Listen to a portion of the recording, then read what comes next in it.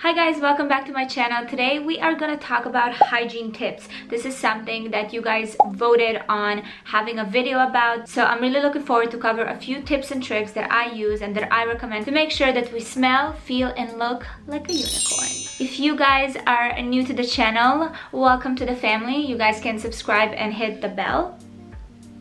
Ding! And if you haven't followed me on Instagram yet, please do. It's fun there. I do fun stuff. So the first category I want to cover is feminine hygiene. This is something that we all kind of know from our mothers and grandmothers or other like female influence in our lives, but what if they like suck at this information and we don't know enough? First of all, I hope you all know that we just need to wash kind of the external part of our, can I say in the video?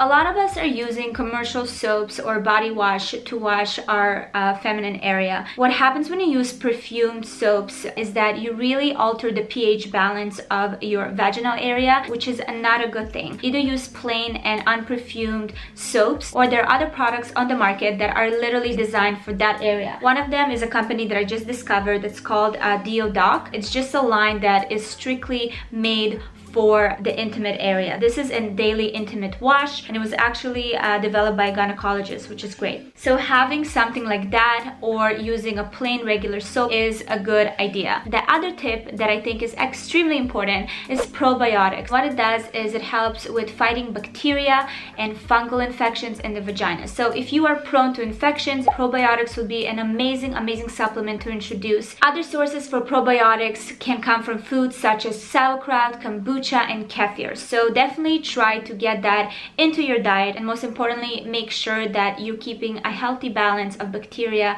in your vaginal area. The next category is keeping our shoes fresh. There's nothing more unattractive than having an odor from your shoes. An easy hack to do is putting green tea bags into your shoes after you wear them. That will really help to get all that smell out and freshen up the shoes. Another thing that's very easy to make that I made a few times is just a spray bottle, a DIY sanitizer and spray to really keep them clean and kill bacteria. And all it consists of is tea tree oil, peppermint oil and a few other essential oils that you can just mix up and spray in your shoes to make sure you're keeping them fresh. I'm gonna put the recipe in my description box. Super easy to do and really handy. The other thing that I only started using in the past year are saquettes. I wear sneakers all the time. I would just put them on bare feet, which is kind of gross actually. And then a friend of mine told me about these saquettes, which is basically like a mini version of socks that you can use. Guys, I'm doing this while pregnant. Wow, good job, Valeria. And these are completely hidden with your sneakers. Gary started wearing these as well. He started stealing mine. They're very stretchable. We are big fans of the saquettes, so if you're not with it, get with it.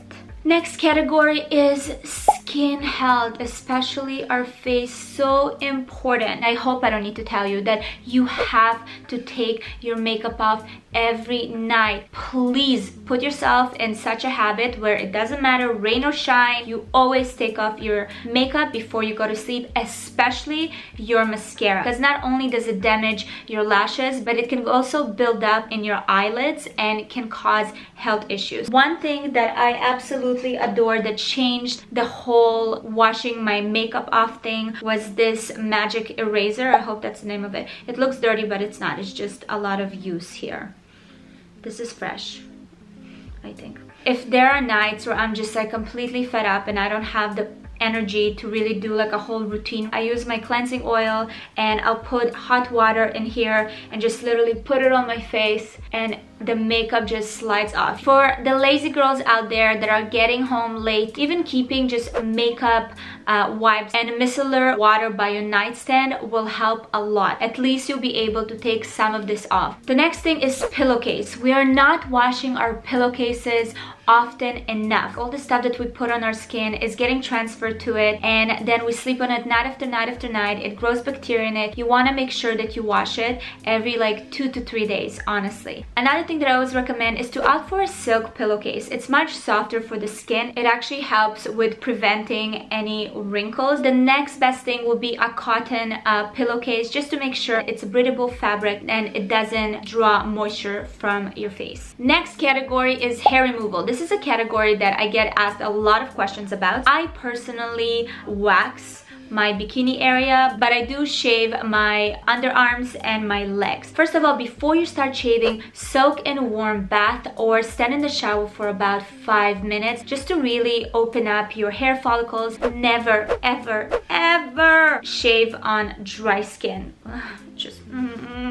You're gonna have bumps, you're gonna have irritation. Avoid it at all costs. The next thing that I like to do is to gently exfoliate before I actually get to the shaving process, either with any exfoliating creams that you have or dry brushes. So gently dry brushing any areas that will really help to make sure that you're gonna get a smooth and close shave. I did a little research online and a lot of people are using oils to shave. So coconut oil, some use olive oil. I wouldn't recommend olive oil. I think it might clog pores, but coconut oil could be a great alternative to soften the hair before you shave. Once you are done shaving, please make sure that you don't wear any tight clothes. You want to make sure that you let that area breathe. When we put tight clothing, especially underwear on, it can cause ingrown hair, it can cause irritation, and we want to avoid all of that. Last but not least is keeping dry. It's hard for girls out there. Things are getting sweaty everywhere. So I always recommend in your backpack to have either intimate wipes or body wipes that you can use in case,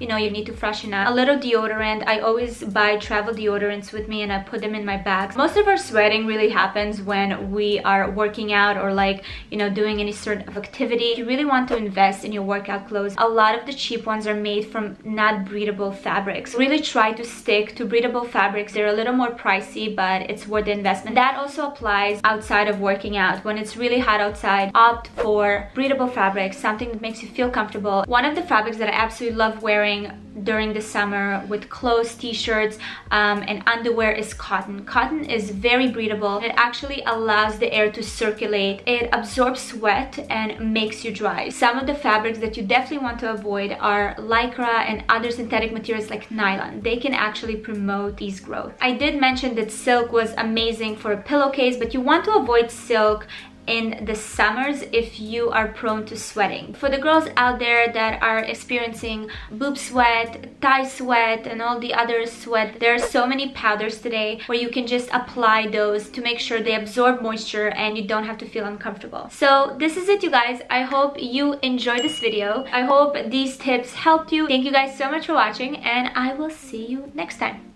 Stay dry and fabulous.